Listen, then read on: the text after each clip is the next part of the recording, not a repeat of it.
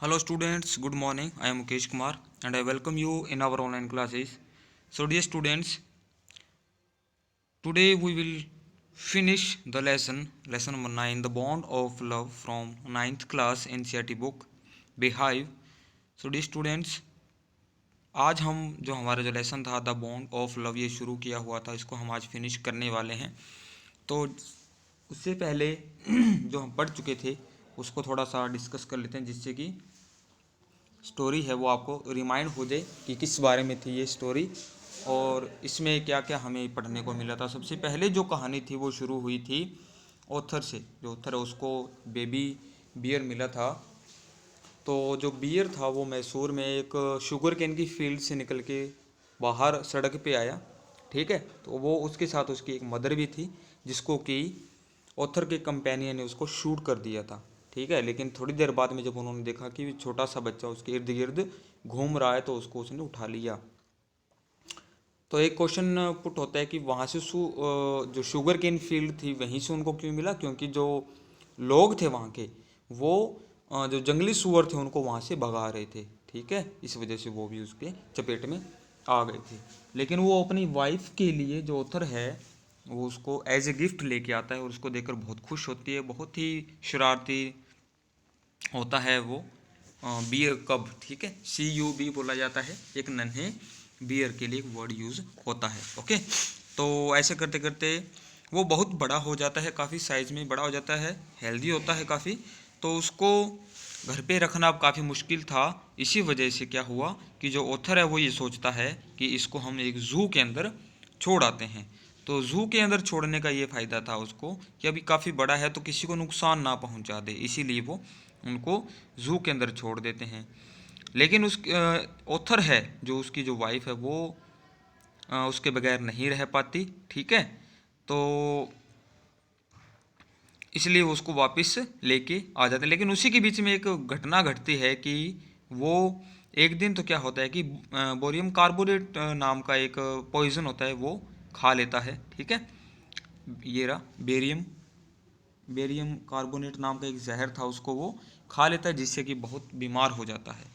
लेकिन उसके बाद में एक और घटना घटती है जिससे कि वो एक ओल्ड इंजन ऑयल की एक गैलन थी वो पी जाता है एज इट इज़, मतलब कंप्लीटली उसको फिनिश कर देता है, जिससे कि कुछ होता तो नहीं लेकिन फिर भी उसको क्या प्रॉब्लम हल्की फुल्की आ ही जाती है। और एंड में जो कि हम आज पढ़ने वाले हैं वो देखते हैं आज क्या हमें पढ़ने को मिलने वाला है। इन अ फ्यू डेज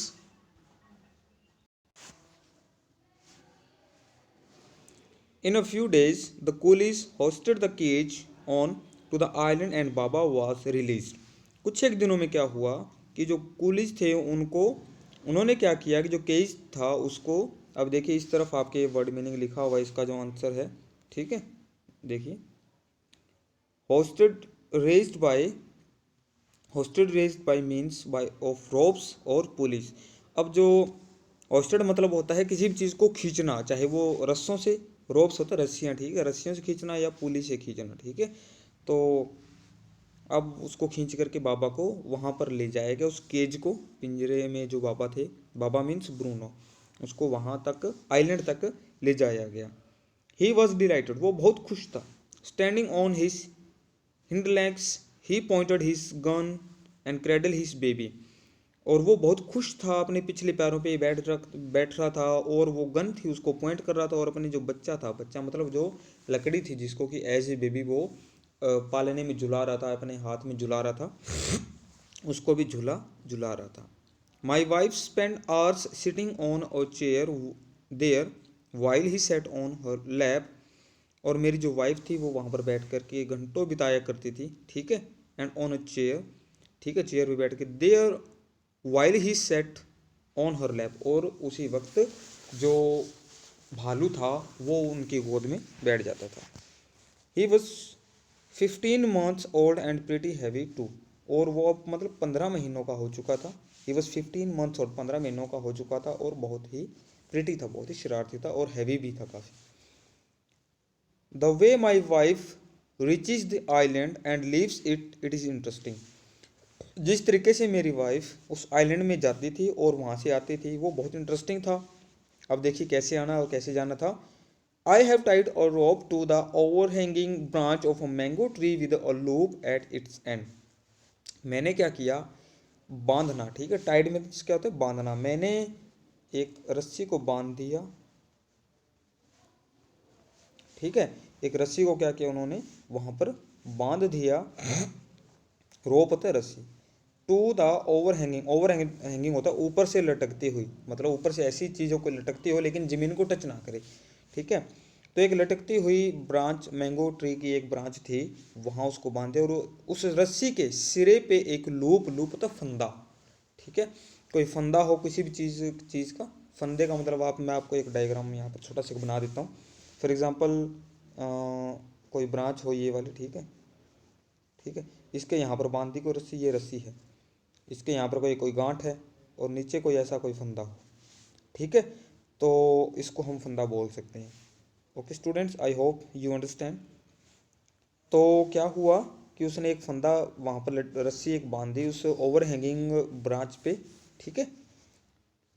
अब उसकी वाइफ क्या करती, putting one foot in the loop, और अपना एक पैर उस लूप के अंदर रख करके, she kicks of with the other, तो दूसरे पैर से किक मारना। फॉर एग्जांपल यही होता है कि आप जब झूला झूलते हो, कोई चीज़ लटकती हुई उसको एक पैर उसके अंदर फंसा के दूसरे पैर से किक करते हो, जिससे कि आप आगे पीछे हो जाते हो एकदम से, ठीक है। शी किक्स ऑफ और विद द अदर, दूसरे से वो किक मारे, to bridge the 6 feet gap that constitute the width of the surrounding pit. अब टू ब्रिज, ब्रिज का मतलब यहाँ पर एक तो ब्रिज होता है, जैसे ये कोई नदी है, ठीक है, ये कोई नदी है, इसके ऊपर से कोई ब्रिज बनाओ ये गुजरने के लिए यहाँ से, ठीक है। और यहाँ पर जो ब्रिज का मतलब है, थोड़ा सा एक बार मैं थोड़ा सा ऊपर कर लेता हूँ इसको, ठीक है। तो यहाँ जो ब्रिज का मतलब क्या है, टू ब्रिज, टू ब्रिज होता है कवर करना, ठीक है, टू कवर मतलब किसी उस दूरी को कवर करना। तो उन्होंने उस दूरी को कवर करने के लिए क्या करते थे वो, तो 6 फीट गैप, 6 फुट का जो गैप था उसको कवर करने के लिए उसके ऊपर पैर रखना और आगे धकेल देना। That constitute the with wide, क्या होता है, बीच में जो गैप था, दूरी थी, उसको करने के लिए, कवर करने के लिए। सराउंडिंग पिट, सराउंडिंग पिट होता है जो गड्ढा था, पिट का मतलब गड्ढा होता है, तो जो गड्ढे की जो दूरी थी, मतलब 6 फुट की उसकी गहराई चौड़ाई थी, तो उसको कवर करने के लिए उसने उस लूप का इस्तेमाल किया करती थी। The return journey is made the same way, और रिटर्न जर्नी भी वैसे ही की जाती थी। But who can say now that a sloth bear has no sense of affection.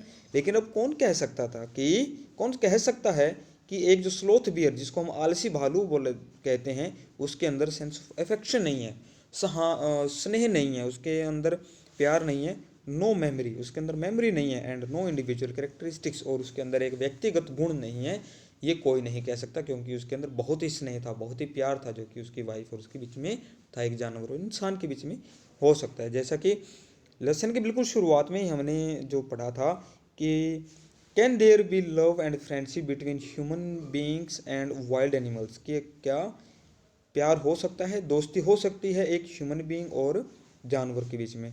Let's read a fascinating account, कि आइए हम पढ़ते हैं इस बहुत ही जो आकर्षित जो अकाउंट है, एक अनाथ स्लोथ बियर और एक and that was rescue by the author, जो कि ऑथर के द्वारा बचाया गया था। ये स्टोरी आज हम फिनिश करते हैं।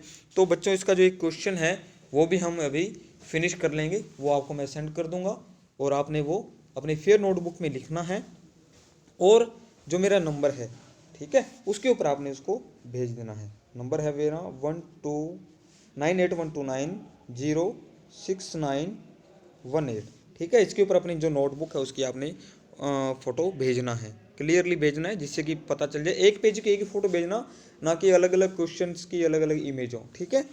Thank you, have a nice day.